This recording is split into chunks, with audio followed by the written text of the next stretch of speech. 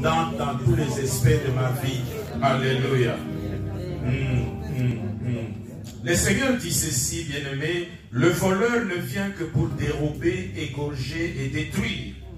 Moi, je suis venu afin que le brebis ait la vie et qu'elle l'ait en abondance. Alléluia. Ça, c'est une promesse sûre du Seigneur. Que nous puissions avoir la vie et que nous puissions l'avoir en abondance.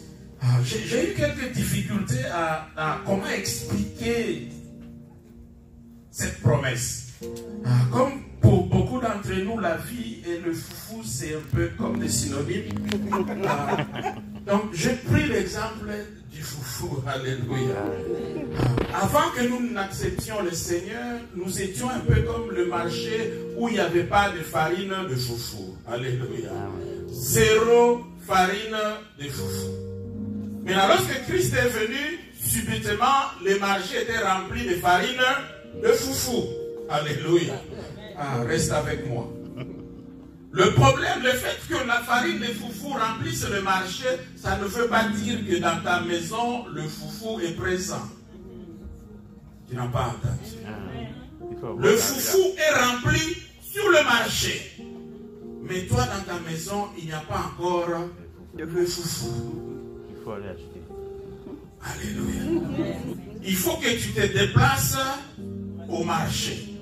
Et même lorsque tu es au marché, ça ne veut pas dire qu'automatiquement tu auras le foufou. Il faut acheter. Donc il faut avoir de l'argent. Même lorsque tu as acheté, lorsque tu arrives à la maison, ça dépendra de la manière dont tu vas préparer le foufou. Il y en a qui ont raté le foufou. La farine était présente. L'eau était présente. Il y en a qui ont eu des problèmes au mariage parce que le foufou n'est pas bien sorti. Qu'est-ce que le Seigneur est en train, qu'est-ce que je veux nous faire comprendre? C'est qu'il y a toujours une distance entre là où nous sommes et là où se trouve la vie, là où se trouve la promesse de Dieu. Cette distance peut être une distance physique. Ça peut être aussi une distance spirituelle. Le Seigneur dit, je me tiens à la porte et je frappe. Il se tient à la porte. La vie est à la porte. Mais il y a une responsabilité qui nous incombe de faire quelque chose pour accéder à ce que le Seigneur a prévu pour nous. Alléluia. Et c'est là où beaucoup d'entre nous échouons, ou plutôt nous vivons une vie qui est inférieure à ce que Dieu a prévu pour nous. Et nous passons le temps à nous plaindre de Dieu. Alors que le problème, ce n'est pas que le foufou n'est pas sur le marché en abondance. Le problème, c'est que nous avons failli dans notre responsabilité d'aller rencontrer le foufou. Alléluia. Donc nous allons prendre rapidement le texte de Josué chapitre 1. Josué chapitre 1, le 9 premier verset. La première chose, lorsque vous lisez ce texte, le premier message, c'est que ne permets pas à ton passé de limiter ton accès aux promesses de Dieu. Alléluia. Ne permets pas à ton passé de limiter ton accès aux promesses de Dieu. Dans Josué 1, 1 à 2, la Bible dit, après la mort de Moïse, serviteur de l'Éternel, l'Éternel dit à Josué, fils de Nun, serviteur de Moïse, Moïse, mon serviteur, est mort. Maintenant, lève-toi, passe ces journées, toi et tout le peuple, pour entrer dans le pays que je donne aux enfants d'Israël. Bien-aimé, Josué était avec le peuple d'Israël. Josué savait que Moïse était mort. Pourquoi pourquoi Dieu estime nécessaire de rappeler à Josué que Moïse est mort? Alléluia. Moïse est mort. Ne compte plus sur Moïse. Ne compte plus sur Moïse. Parce qu'il est possible que Josué, connaissant la grandeur de Moïse, peut-être qu'il se disait, bon, ce type-là, on ne sait jamais, il pourra toujours réapparaître. Alléluia. Et au lieu de prendre des initiatives par rapport à la promesse de Dieu, il aurait perdu du temps par rapport à quelque chose qui, par rapport à Dieu, est déjà passé. Quel est cet événement dans ta vie? Un événement passé qui continue à te maintenir esclave, prisonnier. Quelle est cette relation dans ta vie passée qui continue à te retenir esclave? Qu'est-ce qui s'est passé dans ta vie pour que cela t'empêche de voir ce que Dieu prépare? Bien-aimé, ne passe pas ta vie entière à regretter ce qui s'est passé. Ne sois pas manipulé par les souvenirs. Ne permets pas à ton passé d'influencer ton avenir. Certes, nous sommes le produit de nos passés, mais nous ne devons pas en être des prisonniers. Alléluia. Dieu n'est pas limité par ton passé. En fait, lorsque Dieu te donne cette promesse que nous avons lue, là-dedans, ton passé est continué. Alléluia. C'est Dieu qui appelle Moïse comme leader, tout en sachant qu'il était un assassin. Non, tu n'as pas entendu. Il a appelé Moïse pour être le leader de son peuple, tout en sachant que Moïse était assassin. Il a appelé Paul comme apôtre, tout en sachant que Paul était le persécuteur. Ton passé n'impressionne pas Dieu. Tout ce qui est contenu dans ton passé, oh mon Dieu, c'est lui qui dit avant même, quand tu étais une masse informe dans le ventre de ta mère, je t'ai connu et je t'ai établi. Alléluia. Donc ne permets à personne de faire ressortir ton passé. Oh Seigneur. Il met Rahab sous la destinée de Jésus-Christ, tout en sachant que c'était une prostituée. Qu'est-ce qu'il y a dans ton passé que le diable continue à agiter pour dire que non, tu n'es pas qualifié? Souviens-toi de ce que tu as fait. Alléluia. Et c'est lui qui dit dans Ésaïe 43, 18 à 19, ne pensez plus aux événements passés et ne considérez plus ce qui est ancien. Voici, je vais faire une chose nouvelle sous le point d'arriver. Ne la connaîtrez-vous pas? Je mettrai un chemin dans le désert et de fleuves dans la solitude. Ne permets pas à ton passé de bloquer ton parcours vers la vie que Dieu a prévue pour toi. Bien-aimé, les limites de ta vie sont bien au-delà de ce que tu considères, mais tu dois aller les conquérir. Alléluia. Amen.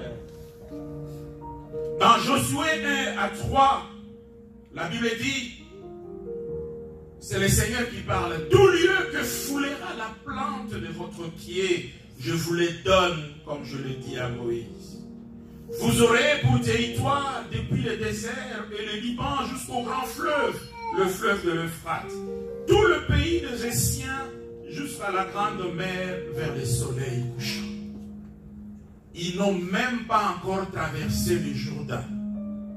Que le Seigneur donne les limites du pays lui leur a promis. Mais il leur dit ceci, que tout lieu que foulera la plante de votre pied, ça veut dire que voici les champs de bénédiction que je vous donne. Mais il faut que tu poses ta marque sur le champ de bénédiction. Dès que tu poses ta marque, ça t'appartient. Bien-aimé,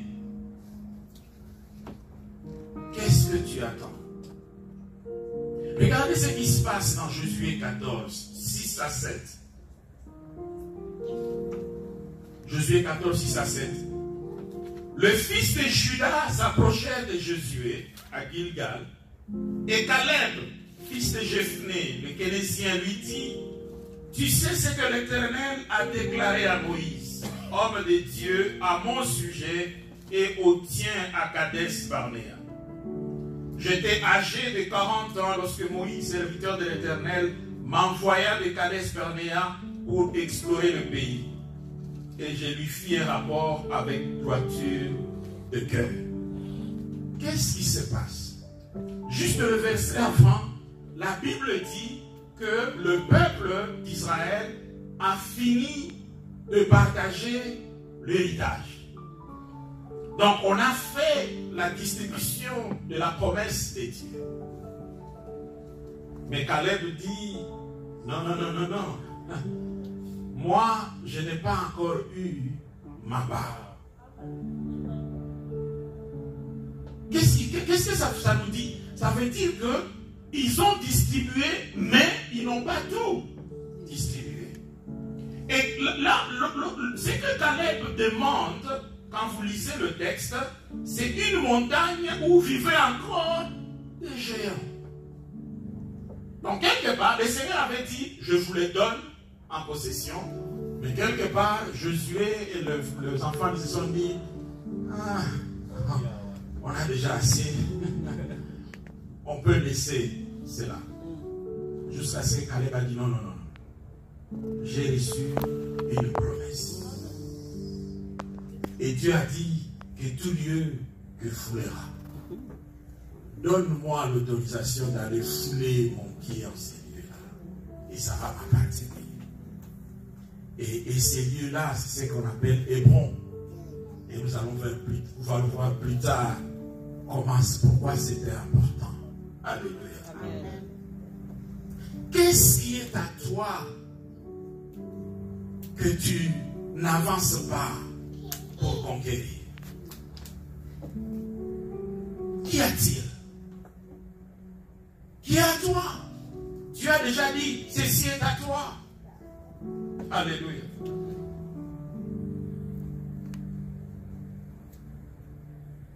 Dieu ne donne pas une promesse sans garantir sa présence pour te permettre de l'obtenir. Tu n'as pas entendu.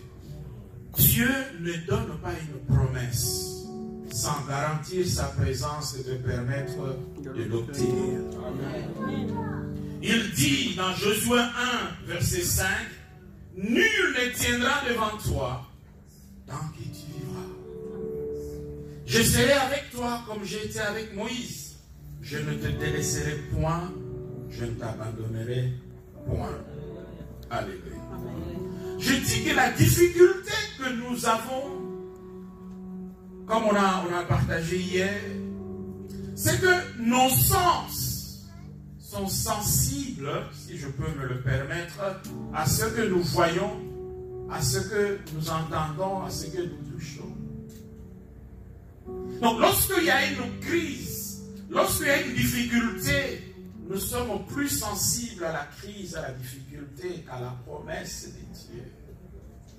Alléluia. Je prie que Dieu fasse comme il a fait pour Géasi. Géasi était avec Élisée. Et il a vu l'armée des Assyriens les entourer. Ils étaient encerclés. Le serviteur de Josué, d'Élisée, a eu peur. Pourquoi? Parce que ses sens physiques ont vu les dangers. Malheureusement, il n'avait pas le sens spirituel de voir la protection. Et la Bible dit, Élisée a prié pour que le Seigneur ouvre les yeux de Géasi. Et lorsque Géasi a ouvert les yeux, je crois qu'il a dû sourire. Oh, c'est donc comme ça. Parce que ceux qui étaient avec eux étaient plus nombreux que ceux qui venaient les attaquer. Qu'est-ce que la Bible dit? Il dit que celui qui est en toi est plus grand que celui qui est dans le monde. Malheureusement, on a besoin de cette sensibilité spirituelle pour faire la balance entre ce que nous voyons physiquement et ce que nous savons spirituellement. Alléluia. Amen. Mon frère, ma soeur, Dieu ne fait aucun mystère sur la coopération qu'il attend de toi. La réalisation de promesses de Dieu est un business entre toi et Dieu. Où Dieu amène 99,9%. Toi, tu amènes 0,1%. Mais sans les 0,1%, il n'y aura pas de business ici. Alléluia. Amen. Et Josué, le Seigneur dit dans Josué 1, 6 à 7, fortifie-toi et prends courage. Car c'est toi qui mettras ce peuple en possession du pays que j'ai juré à leur père de leur donner. Fortifie-toi seulement et aie bon courage en agissant fidèlement selon toute la loi que Moïse, mon serviteur, t'a prescrite, et ne t'en détourne ni à droite ni à gauche, afin de réussir dans tout ce que tu entreprendras. Je me dis, mais comment est-il possible? Dieu a déjà donné la promesse. Dieu dit à Josué, je ne te délaisserai pas, je ne t'abandonnerai pas. Et c'est le même Dieu qui dit à Josué de prendre courage. Pourquoi? Parce qu'il y aura des choses qui vont te faire peur. Mais ça ici, comme on avait dit avec le pasteur Patrick hier, c'est un match comment? Antiféré. Antiféré. La vie que nous menons ici, c'est un match qui est en antiféré. C'est-à-dire que le match a déjà été joué. Et nous connaissons le score. Et le score dit que nous avons gagné. Alléluia. Que notre équipe a déjà gagné. Bon, maintenant tu es là au salon en train de regarder le match. Première mi-temps, notre équipe mène 5-0. Est-ce que ça va t'inquiéter? Non. Alléluia. Première mi-temps, 5-0. Est-ce que tu vas avoir une crise cardiaque pour ça? Non. Pourquoi? On est les scores. Alléluia. Amen. Christ a déjà gagné. C'est celui qui a dit que tout est accompli. Alléluia. Bien-aimés, nous devons avoir l'habitude, lorsque nous avons des doutes, de solliciter et de suivre les instructions du Seigneur. Dans Josué 1, 8, que nous récitons beaucoup, la Bible dit que ces livres de la loi ne s'éloignent point de ta bouche. Médite-le jour et nuit, pour agir fidèlement selon ce qui est écrit, car c'est alors que tu auras du succès dans tes entreprises, c'est alors que tu réussiras. Qui ici a besoin du succès? Qui a besoin de réussir? Bien-aimé, les secrets, c'est ça ici. Les instructions Vous voyez, celui qui a produit ces pianos a produit le piano avec un manuel d'utilisateur. Alléluia.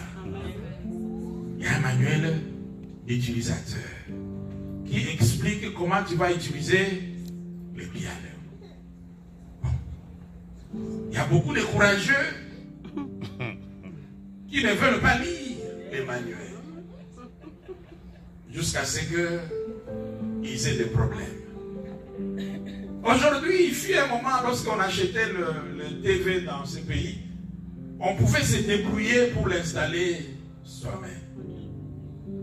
Aujourd'hui, là, c'est ce qu'on appelle les Smart TV. Tu dois payer quelqu'un pour venir l'installer. Si tu le fais toi-même, ça va produire autre chose. Alléluia. Qu'est-ce que je veux dire? La vie est un produit. Et le producteur de la vie, c'est Dieu. Alléluia. Amen. Le producteur de la vie, ce n'est pas toi, ce n'est pas ton père, ce n'est pas ta mère, c'est Dieu. Et il nous a donné le manuel d'utilisateur de la vie. Et ce manuel, c'est la Bible. C'est pour ça qu'il dit à Josué, lis cette affaire ici. Mais il ne faut pas simplement le lire. Il faut mettre cela en pratique. D'où l'importance de solliciter les instructions et suivre les instructions du Seigneur. Il y a un exemple dans les livres le vendredi passé, on a commencé les livres 2 Samuel chapitre 2 verset 1. 2 Samuel chapitre 2 verset 1. C'est l'histoire de David. La Bible dit, après cela, David consulta l'Éternel en disant, monterai-je dans une ville de Juda? L'Éternel répondit, monte. David dit, où monterai-je? L'Éternel répond à Hébron. Vous vous rappelez d'Hébron? Hébron, c'était la ville que Caleb a demandé à Josué. Si Caleb n'avait pas demandé Hébron, mon Dieu, peut-être que sa descendance, donc notamment ici David, aurait été en difficulté. Parce que ici, ce n'est pas David qui décide d'aller s'installer à Hébron. C'est Dieu qui lui dit d'aller s'installer à Hébron. Que quelqu'un a obtenu très longtemps sur base d'une simple promesse de Dieu. Mais en fait, qu'il avait presque perdu. Parce qu'on a déjà on avait clôturé l'opération de bardage. Lorsque Caleb est allé réclamer cela à Josué. Ici, donc Saül est mort, Jonathan est mort, 2 autres fils de Saül sont morts. David, qui était oint par Dieu, avait donc, il était libre de choisir où il allait vivre. Alléluia.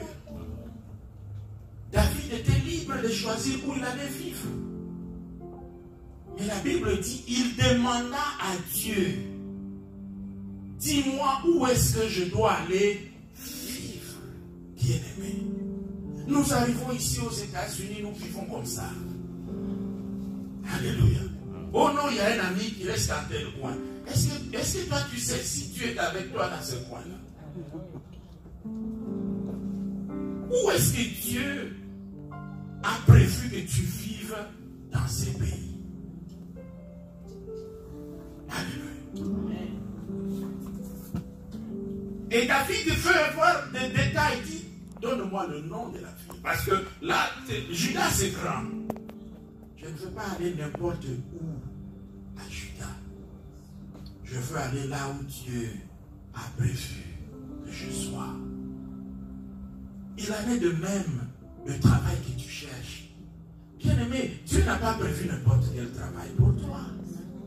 Est-ce que tu prends le temps de demander au Seigneur ce qu'elle travaille? Les études. Il y en a ici qui étudient. Ah, les appels. Asseyez-vous. Asseyez-vous.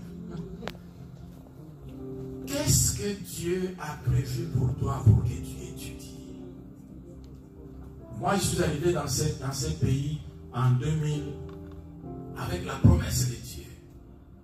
À partir de Kin, Dieu a dit que je vais te mettre dans un programme de PhD. Je suis arrivé ici, je n'ai pas demandé de détails. J'ai envoyé des applications. Tellement sûr. Bien aimé, 10 applications sont revenues négatives. Nous étions au mois de mai. Ah mais non, Dieu ne peut pas me mentir. Tu as dit. Parce que je suis au mois de mai, mon programme de maîtrise s'est arrêté au mois de juin. Dès que le programme s'est arrêté, je rentrais au pays.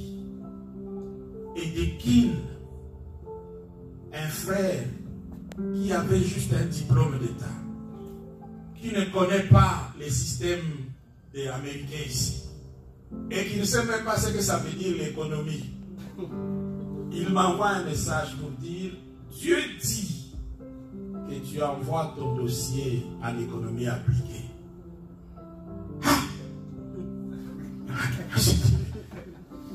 Bon, comme j'étais en difficulté, je n'ai pas voulu discuter avec lui.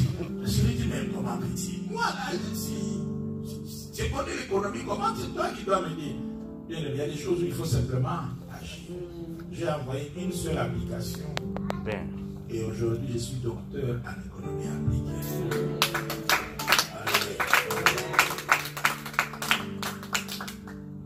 Est-ce que nous prenons le temps de demander à Dieu, que Dieu nous donne des détails?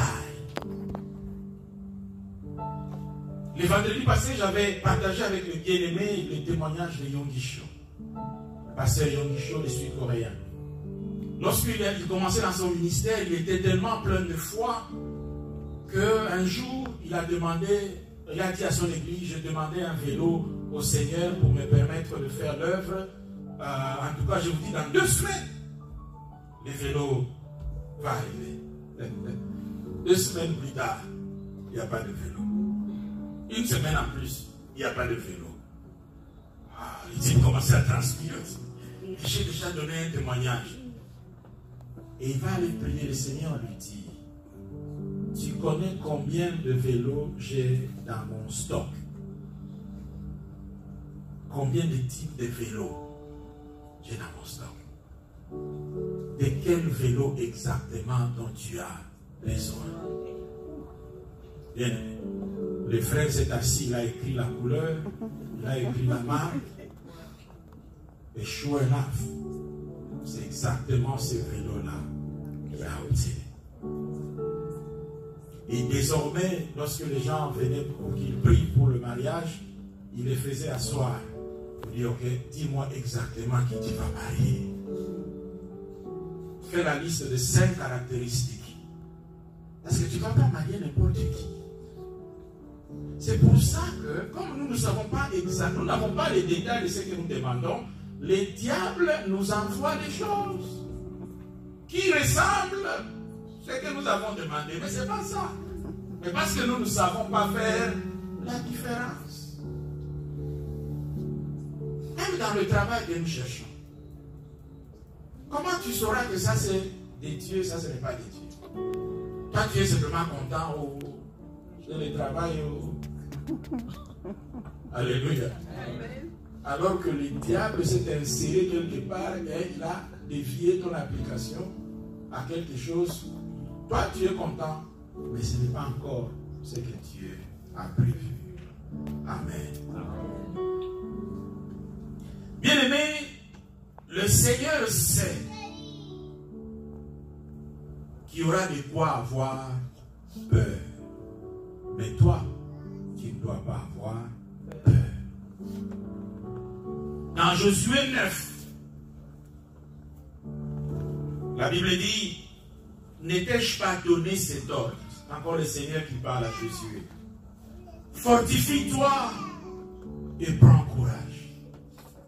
Ne t'effraie point, ne t'épouvante point, car l'Éternel ton Dieu est avec toi dans tout ce que tu entreprendras. Alléluia. J'aime bien. Ça, c'est Dieu lui-même qui parle. Il dit à Josué, l'Éternel ton Dieu est avec toi. Un peu pour dire, moi là, Dieu, je suis avec toi. Dieu n'a pas dit que non, il n'y aura pas de choses qui vont te faire peur. Il n'a pas dit que ce que tu vas entreprendre est facile. Alléluia. Mais il dit, en dépit de cela, en dépit de difficultés, en dépit de la grandeur, de l'importance de la chose, toi, tu ne dois pas t'inquiéter. Qu'est-ce que Paul dit? Si Dieu est pour nous, qui sera contre nous? Rapidement, regardons ce qui se passe dans le livre d'Exode 14, versets 10 à 15. Exode 14, 10 à 15. J'aime bien ce texte. Pharaon approchait. Les enfants d'Israël levèrent les yeux et voici les Égyptiens étaient en marche derrière eux. Et les enfants d'Israël eurent une grande frayeur et crièrent à l'Éternel. Il dit à Moïse, n'y avait-il pas de sépulcres en Égypte sans qu'il soit besoin de nous mener mourir au désert? Que nous as-tu fait en nous faisant sortir d'Égypte? N'est-ce pas là ce que nous te disions en Égypte? Laisse-nous servir les Égyptiens, car nous aimons mieux les servir que de mourir au désert. Moïse répondit au peuple, ne craignez rien. Restez en place et regardez la délivrance que l'Éternel va vous accorder en ce jour. Car les Égyptiens que vous voyez aujourd'hui, vous ne les verrez plus jamais. L'Éternel combattra pour vous et vous gardez le silence. Ça, c'est Moïse qui parle. J'aime bien Dieu lorsqu'il intervient au verset 15. Dieu dit à Moïse, pourquoi ces cris? Parle aux enfants d'Israël et qu'ils marchent. Prends une seconde, essaie un peu de t'imaginer cette scène. Ils sont entre l'armée de Pharaon et la mer Rouge. Maintenant, là où Dieu leur demande de marcher, c'est où? Vers la mer Rouge. Ça ne fait pas sérieux. Alléluia. Mais des fois, pas des fois, toujours, lorsque Dieu donne un ordre, il faut suivre l'ordre. Lorsqu'il dit marcher, marcher. Il a dit à la famille de Lot, partez et ne regardez pas derrière. Mais il y a une maman qui a... Alléluia. Les bijoux. Regardez derrière. Regrettez le passé. Qu'est-ce que la Bible dit? Qu'elle est devenue un bloc de sel.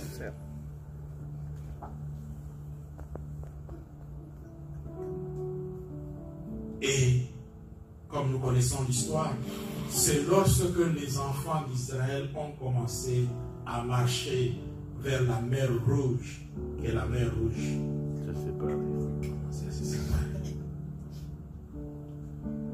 Lorsque tu n'as pas peur et que tu marches sur instruction du Seigneur, tu vas croiser sa protection. Tu vas croiser sa provision. Bien-aimés, très souvent nous attendons la provision du Seigneur avant d'être dans le champ de bataille. Il y a beaucoup de situations où Dieu va te donner la provision lorsque tu as déjà donné la preuve de ta foi en étant dans le champ de bataille.